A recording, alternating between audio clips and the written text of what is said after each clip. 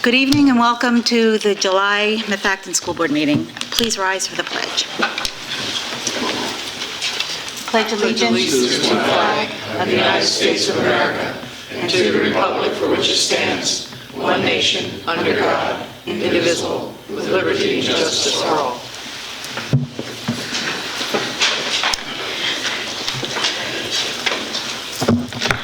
By way of announcement, the board met in executive session following last week's meeting on July 16th. During the meeting, we discussed an employee issue that had potential litigation, teacher negotiations, a staffing issue, and other potential matters of litigation. Attendance, all board members are present with the exception of Christian Nascimento, Howard Jones, and Jim Phillips. You feeling lonely down there? You can move. Would you like to move? Moving on to recognition of guests and scheduled speakers, Dr. Miller. Yeah. No guests? Very good. Move on to Finance Committee.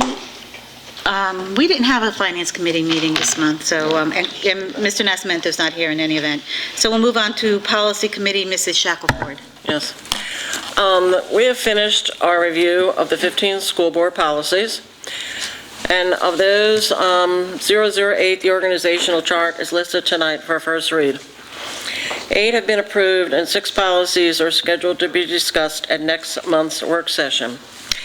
We have put a talking paper together for each of these policies with our observations. And these were included tonight with your packet.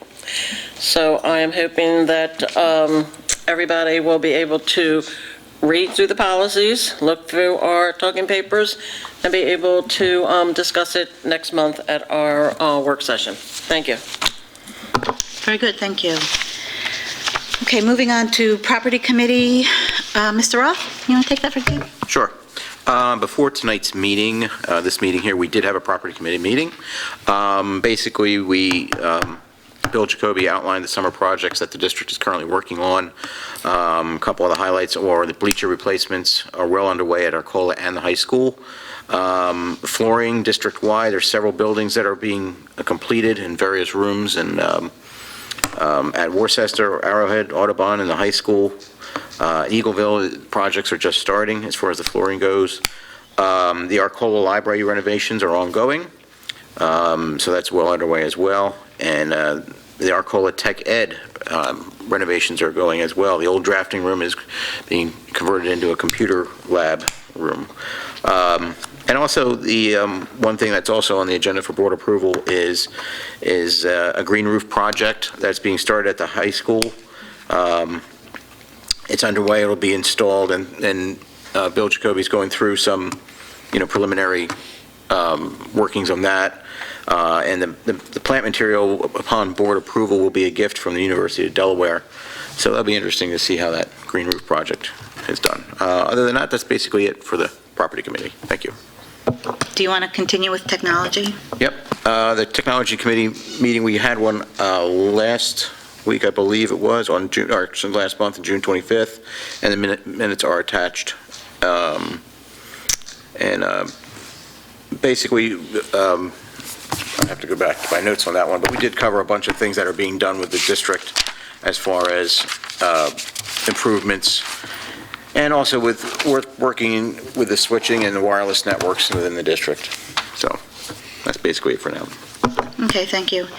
North Monco Technical Career Center, Mrs. Wittring. We have no meeting until August 19th, so there's nothing to report this month. Mr. Jones isn't here. I do not have a report on legislation. Moving on to Mrs. Barone and Mr. Roth for community liaisons. For Lower Providence, the supervisors at their past meeting approved the financial support for our school resource officer for Arcola and Skyview. Thank you, Mr. Roth. I did not was unable to attend the last supervisors meeting, but I understand there's nothing that was covered running district. Very good. Thank you. Kathleen, anything on home and school? There's nothing to report for the summer. Okay, very good. We have no school board reps here this evening, so we'll move on to superintendent's report. Dr. Miller. As I indicated during the property committee meeting, Mr. Jacoby and I have been touring the buildings over the past week, looking at facility issues and principals' requests for facility issues. We've approved some, rejected some, but really looking at how the capital projects are progressing and how we're ramping up for the school year. We're about halfway through the summer now. It's time to look at what's coming. Hiring process is progressing. We'll have some people for you in August, but I think we're on track. We are. With Mrs. Brucker's appointment to the principal at Eagleville, we now have a couple of vacant positions in the administration center, and keeping up is starting to become a little bit of a problem. So we are recommending a temporary fix for you in the form of a teacher on assignment tonight. You'll see that later on the agenda, just to carry us through till a new superintendent really can work with you and on a permanent solution to whatever is going to happen up there. I'll say one thing about that process, about both the principal selection process and the process of selecting a teacher on assignment. We are in a position right now where we are seeing just incredibly good candidates. It just was, those of you who participated in the principal selection know how difficult that process was, just because everybody was so good. And we ran into the same thing with teacher on assignment. We had 5 applicants who were just terrific, and it's a good position to be in, particularly knowing that you have that kind of budding administrative talent in your teaching staff. I think that's a good thing, and it's you can be proud of that. There's some very good people out there. So I just wanted to mention that, because it was a difficult process, and that's a good thing. Okay, thank you. Moving on to item 7, public comment. This is the time where you have the opportunity to make a public comment on any items being voted on this evening by the board. Do I have any public comment? Mr. Andrews.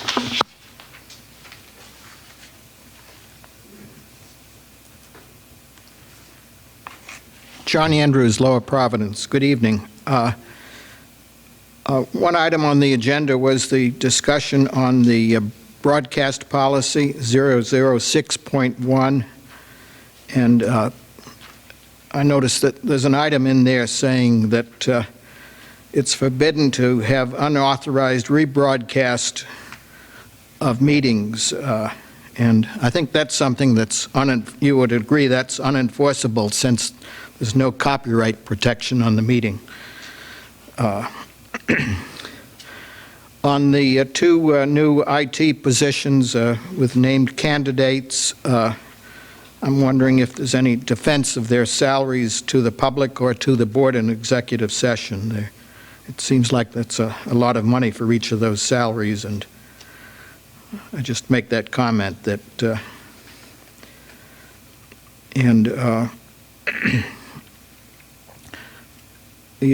on the approval of the June 25th meeting minutes, there's one of the mentions of my name there says that I queried about a new physical ed position, where I actually, at the meeting, queried about a new special ed position. And regarding the Keystone Realty Advisors, what successes have they had so far in Methacton in the area of getting increased assessments? Thank you. Thank you. And just to, for your information, Mr. Andrews, we will not be voting on policy 006 this evening. Okay. It's a first read. All right. Okay. Do I any other public comments this evening, Ms. Alba?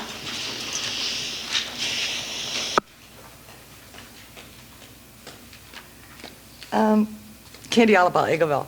You're going to be voting tonight on 9.4 of reverse appeals.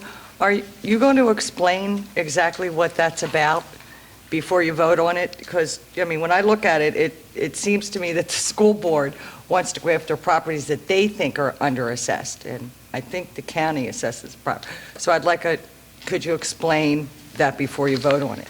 And also, the elimination of positions, can you explain what it means confidential afterwards? Because, you know, you're eliminating and then you're rehiring and it says, I was just curious as why the confidential was. That's just a category of... It's just a category of employees. Oh, okay. All right. All right, thank you. You're welcome. Any other comments this Okay, we'll note the change, Mr. Andrews, from PE to special ed.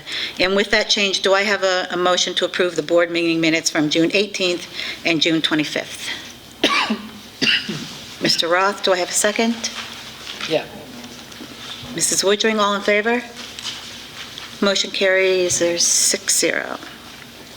Thank you. Moving on to fiscal items, Mr. Whiteleather. Thank you. A couple items on for this evening. Item 9.1 is our monthly list of bills for approval. Item 9.2 is our monthly treasurer's report. Item 9.3 is our school breakfast and lunch prices. We are required annually by the National School Lunch Program, which we participate in, and all schools across country actually participate in, to make sure that our paid lunch prices are equal to or greater than our free and reduced. The reason for this is the government does not want you to have your free and reduced prices in essence subsidize your paid. So what they do is they require us to use an online tool that we develop a weighted price, meaning that we put in our information on what we charge currently, and then it generates for us what is a recommended increase for you to adjust your prices the following year. Utilizing this tool, we are recommended to increase our lunch and breakfast prices by 10 cents, which is reflected in the motion for 9.3. Just wanted to kind of explain, this has been going on for 3 years. Prior to that, there was situations, I'm sure, that occurred in which they've identified certain schools that were making a very low paid lunch price and in essence subsidizing their overall school lunch program, breakfast program with the free and reduced. So in this case, it's really basically forcing you to equalize those prices between the fully paid and then the free and reduced, which is the reason why you have this motion on for this evening. Why don't we take those three and then do the other two separately? Okay. Okay, do I have a motion to approve under fiscal items, item 9.1 through 9.3? Mark.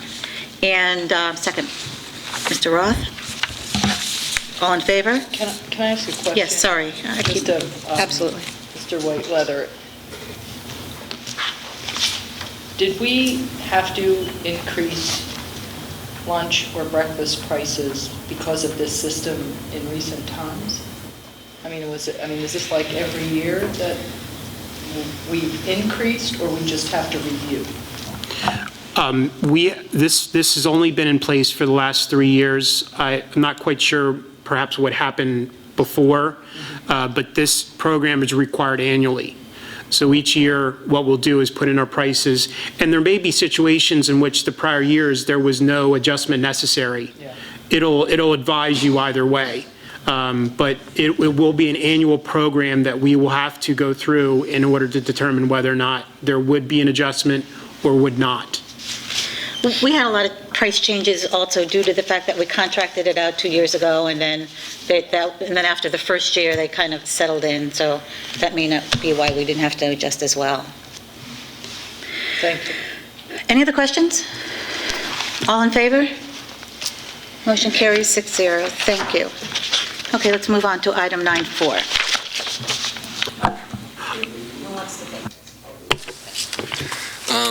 Reverse appeals, these are property owners who are consultant, commercial properties, who our consultant feels are underassessed based on comps of like commercial properties. So we're asking you to approve that Frank Bartle can file assessment appeals on behalf of the school district on those properties believed to be underassessed as recommended by Keystone Realty Advisors, who are your consultants. We'll read the addresses. As I said, these are all commercial properties. I'll read the addresses. Frank, do you want to say anything before I do that? No. Read the addresses. They are at 313 Conestoga Way, 2672 Egypt Road, 611 South Trooper Road, 2798 Egypt Road, 2660 Audubon Road, 2661 Van Buren Avenue, 1001 Adams Avenue, 2500 Monroe Boulevard and 2750 Monroe Boulevard. And we're asking you to approve Frank's filing of those reverse appeals, which must be filed by August 1st. Do I have a motion to file these assessments, these appeals, as stated by Dr. Miller? Mr. O'Neill, second? Mrs. Barone, any questions for anybody? I have a question. What happens, Frank, after the appeal is filed? Well, after the appeal is filed, first of all, if I can just preface the remark by talking about why they're called reverse appeals. There was a question earlier tonight about isn't it the county or the Board of Assessment that determines these things? Yes. Oh, thank you. The County Board of Assessment determines the market value and then the assessments when they do a countywide tax, when they do a countywide appraisal of all properties, when they reassess the county. They did that effective January 1st of 1998.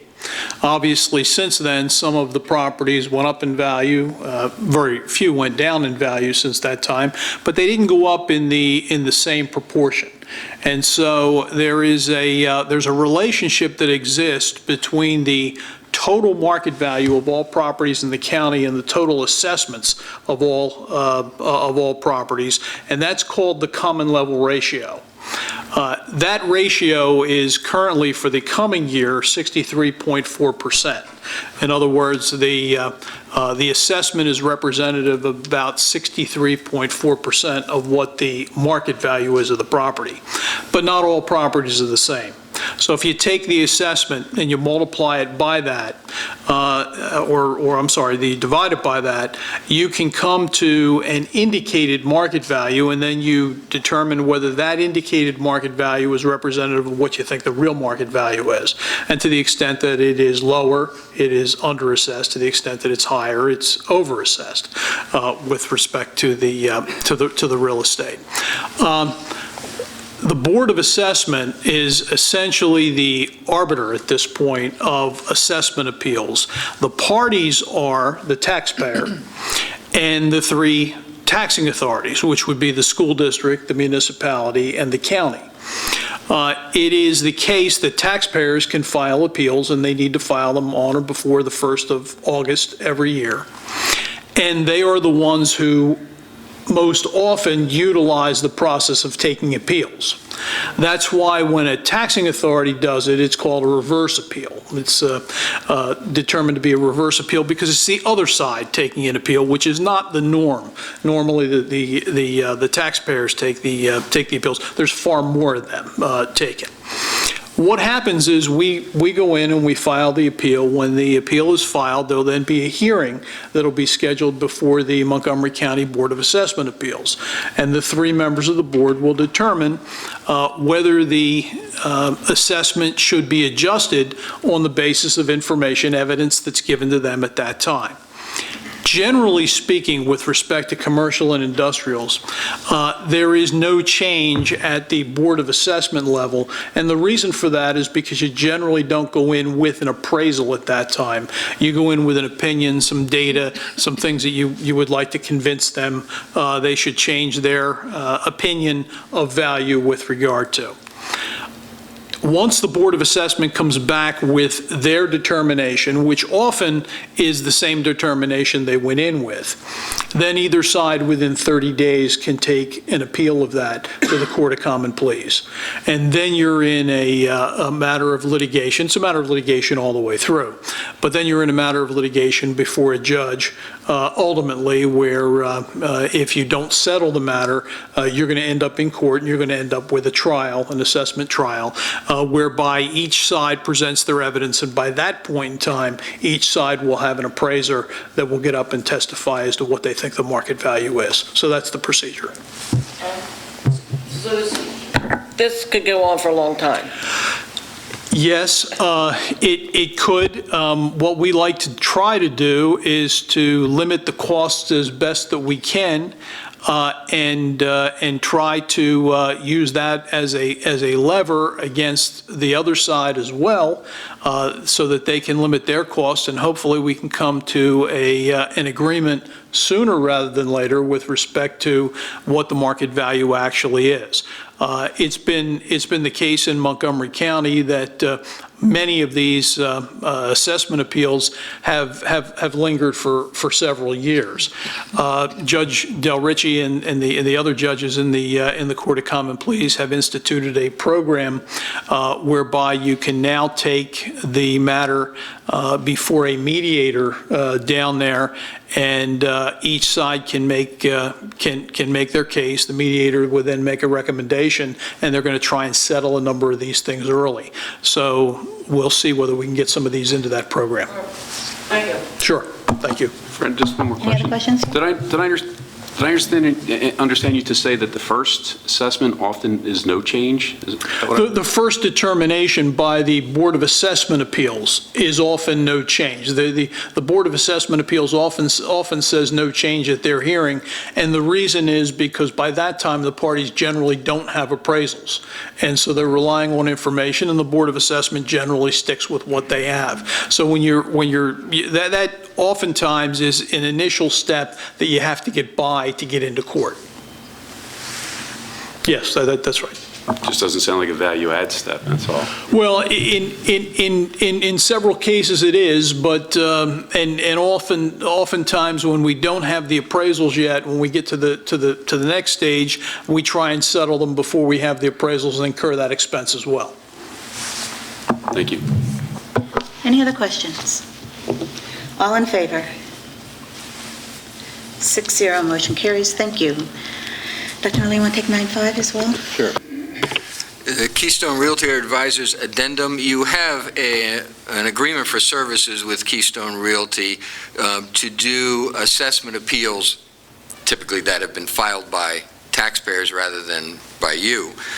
This would approve an addendum to that agreement for services with Keystone Realty Advisors for a reduction in their fees from 30% to 25%, and then providing for the same contingent terms in cases of increases of taxpayer appeals. And Frank can probably weigh in and explain this a little better than I can, but all the other terms and conditions related to the fee would remain unchanged.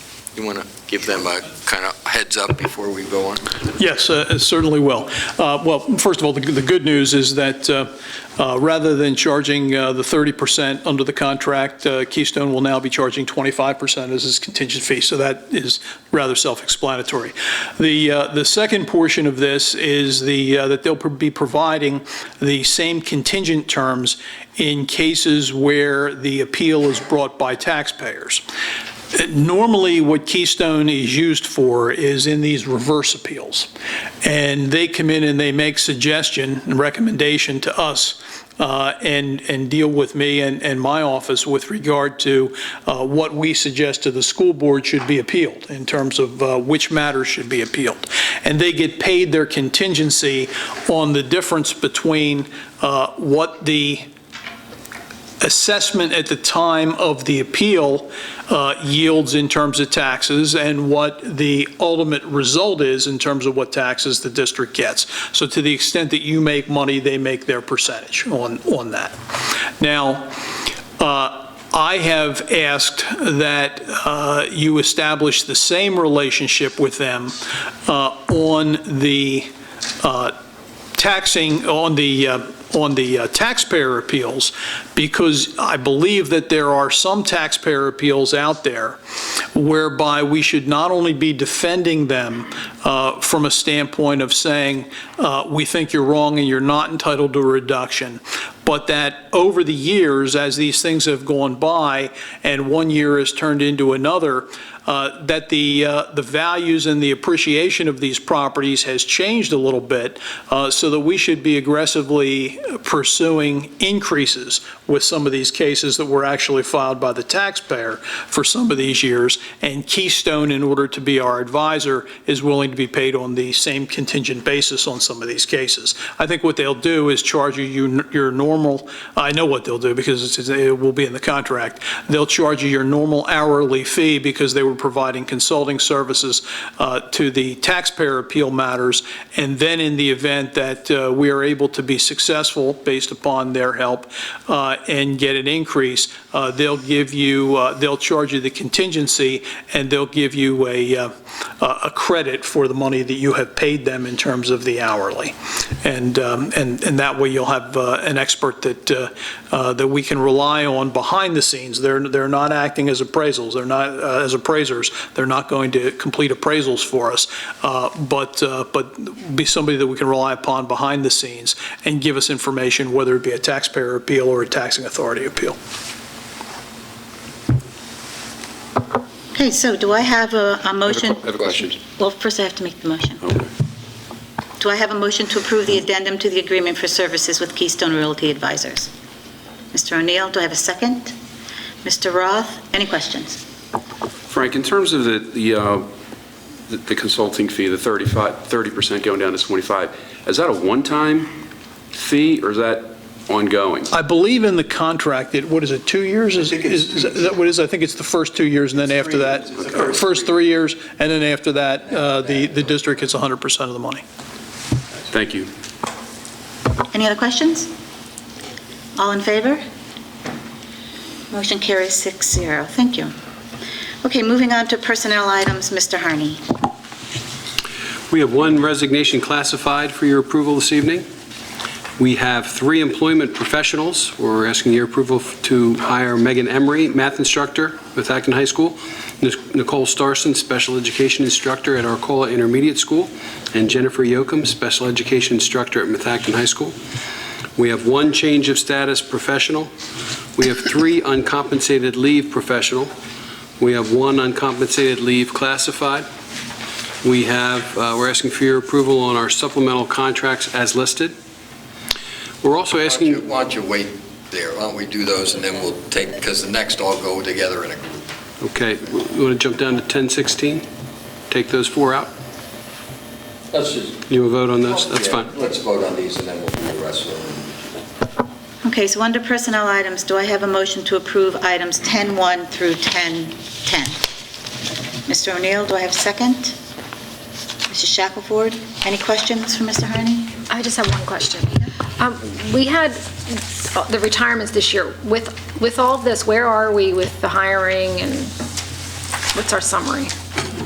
I don't have my list in front of me. It's extensive. When you combine the retirement hires with our long-term sub situation, I would say this may represent all of our contract hires. I have to look at my list. We're almost done wrapping up everything. We've got a few specialty hires. I know we're still working on speech. We're still working on counselor. But we are in great shape as far as the hiring of our teaching staff right now. Any other questions? All in favor? Motion carries 6-0. Thank you. Okay, on to 10.11. You want me to take? I'll take this. The next 4 items I'll run through because they're all part of this restructuring of the technology department.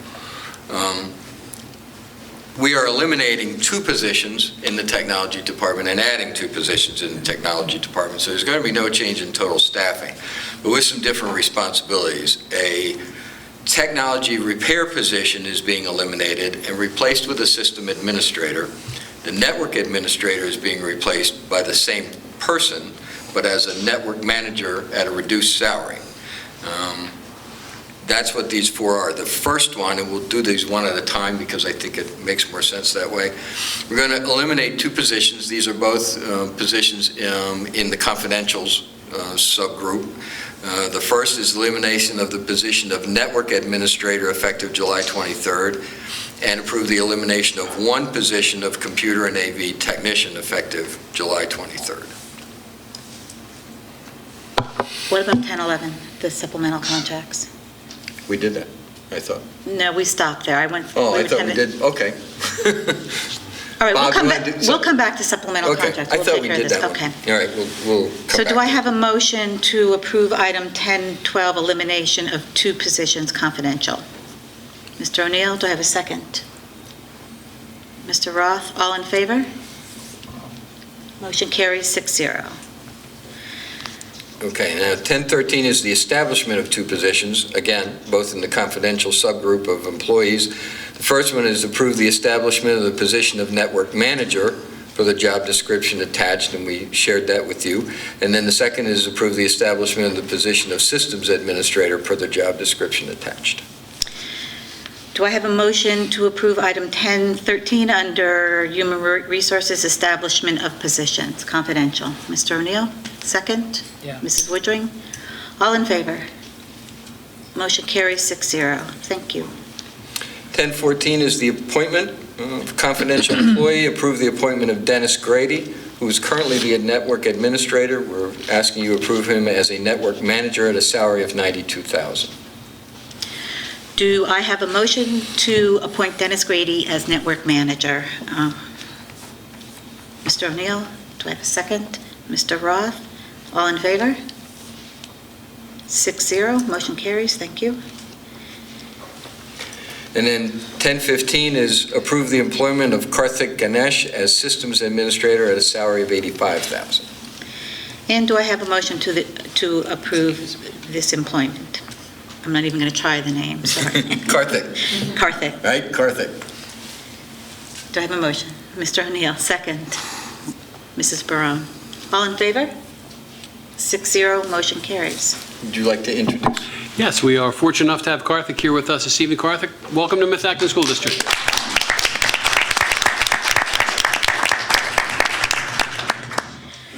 Do you want to do teacher on assignment? Let's do the teacher on assignment, Okay. yes, and then we'll go back and do the 10-11, yep. pick up 1011. Teacher on assignment, we're asking you to approve the appointment of Peggy Bonder as teacher on assignment. Peggy is currently a teacher at Skyview. We're asking her to perform the responsibilities, at least temporarily, some of the responsibilities of curriculum and professional development. Her salary would be her teacher's salary plus an additional $500 stipend per month prorated for the days of the month that she works. Okay, so do I have a motion to approve the appointment of Peggy Bonder as teacher on assignment?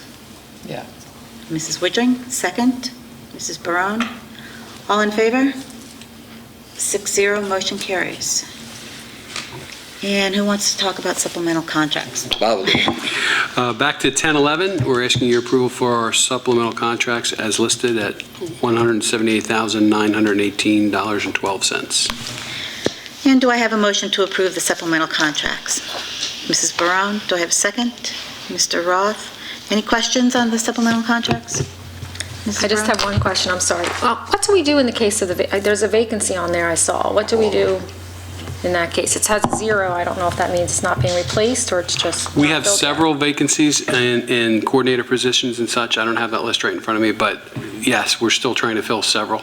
And we're also constantly kind of looking at those positions as to whether they need to be filled or don't need to be filled. And there's adjustments every year, so sometimes as a placeholder, knowing that we're going to fill it. So if it's on there, we probably fill it. If it's on there, there's a good chance we're going to fill that, yes. Any other questions? All in favor? 6-0, motion carries. Thank you. I think we're done with personnel items now. Yeah. Okay, we'll move on to programs, Dr. Miller. We have two program items. The first is approve a field trip for the Methacton High School wrestling team to DuPont High School in Greenville, Delaware, December 27th, 28th for a wrestling tournament. And then two gifts and donations to accept. The first is a gift of speakers from the music room at Methacton High School from the Educational Foundation for the Methacton Community. The value of that gift is $998. And then the other one is they accept a gift of plans from Methacton High School's greenhouse roof project from the University of Delaware that Mr. Jacoby talked to you about in the property committee meeting. The value of that gift is $3,500 and will go to begin the installation of a green roof on part of the high school roof. Thank you. Do I have a motion to approve items under programs 11-1 and 11-2? Mrs. Shackelford, a second. Mr. Roth, any questions? All in favor? 6-0, motion carries. Thank you. And on to policy, Dr. Miller. Mrs. Shackelford talked about the policies that you're being given to review, and you have some talking points to look at from the policy committee. Those will be on for discussion at the August work session. And then we have a first reading of policy 008, which is the organizational chart, and then you can see the policies on for second reading that I believe have not changed since first reading. Is that correct? They have not changed since first reading. Okay, do I have a motion to approve item 12.3, second reading of policies as listed here, 1 through 16? Mrs. Barone, do I have a second? Mrs. Shackelford, all in favor? Motion carries 6-0. Thank you. And Dr. Miller, other. We have one item under other, that's the approve the security services agreement. We've used Executive Protective Services for a long time, even when I was here before. We use them now just on an as-needed basis for evening and weekend events, sporting events, those kinds of things. And the fee for them is $25 per hour per agent with a 4-hour minimum, effective for this school year, and I'd recommend you approve that. Do I have a motion to approve item 13.1, security services agreement? Mr. O'Neill, do I have a second? Mrs. Barone, all in favor? Oh, any questions first? I'm sorry. Discussion. You have a question? No. Oh, okay. I was jumping ahead. All in favor? Motion carries 6-0. Thank you. Be advised of our August work session on the 20th of August. We'll be back at Skyview Elementary. And then our regular board meeting on the 27th, which will be preceded by the Technology Committee meeting at 6:15. Do I have any old business? Do I have any new business? There being any? There not being any, courtesy of the floor. Now's the time that you can make a comment and anything you'd like to this evening. Do you have any comments? Yes, sir.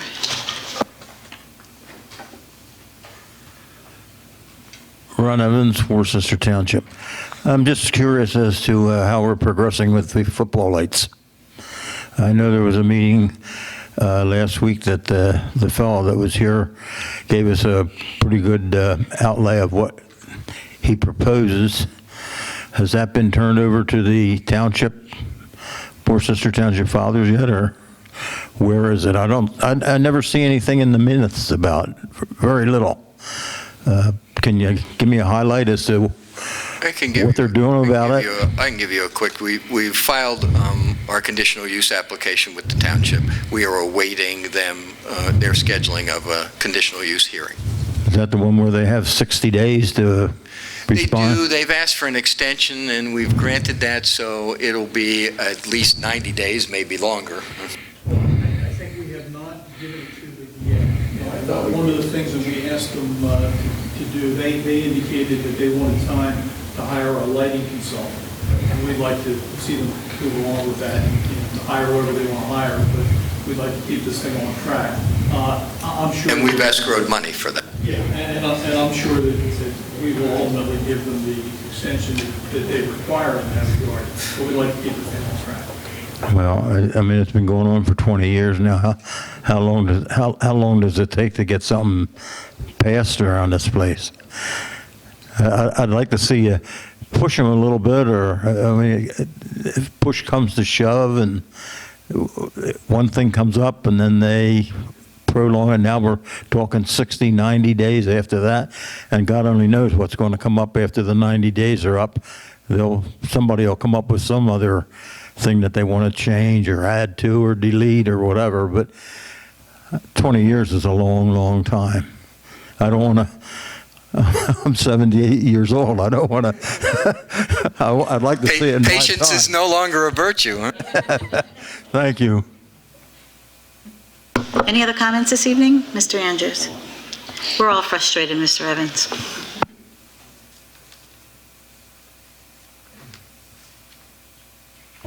John Andrews, Lower Providence. On the Fields project, which has been discussed for how many decades? Okay, yeah. I still wonder about the merits of natural grass if developed and maintained properly. As to safety, I believe it's better. Why not get an outside opinion of a grass expert, not an architect? Football participation is on the decline due to its health and life risks nationwide, and that's inclusive of K to 12 or grade 9 to 12 school programs. The $5 million plan K cost, if covered by a bond, will have an annual interest cost of a couple $100,000, and that will impact the educational budget unless you were to get a favorable referendum vote. And I don't know whether that would happen. And our high school campus situation may be unique in this area with its nearby homes on well water and the stormwater situation. That has to impact what is done on campus. There seems to be no interest in using potentially available fields elsewhere in the community. I think a relook might ease up on how many fields you require on the high school campus. And lastly, the high school enrollment peaked at 1,849, that's in 2007, and is headed down to 1,550. That's a 15% drop-off, and I think that would indicate that the athletic needs will decline also, so that might ease up on the wear and tear on the fields. Thank you. Thank you. Any other comments this evening? There being none, do you have Angela's report? I don't have Angela's report, but I have some responses to Okay, questions very good. from the last meeting. Mr. Andrews asked some questions. Ask about the refunds for AP exams. Kids sign up for AP exams and pay a fee, and sometimes, for whatever reason, don't take the tests. So anyone who paid for a test and didn't take it gets a refund of what they paid us. That's what those refunds were, whether those are public school or private school students. If they paid us to take the test and didn't take it, they get a rebate. He also asked about the need for another special education teacher. Special ed teacher class loads and case loads are established by the state and federal government. Once we break that, once we exceed that caseload limit, we're required to add either an additional class or an additional teacher. It depends on the category of special education. So sometimes that means an additional teacher, sometimes it means an additional classroom with a teacher. It depends on the category. And then the other question was which 6 teaching positions are to be eliminated.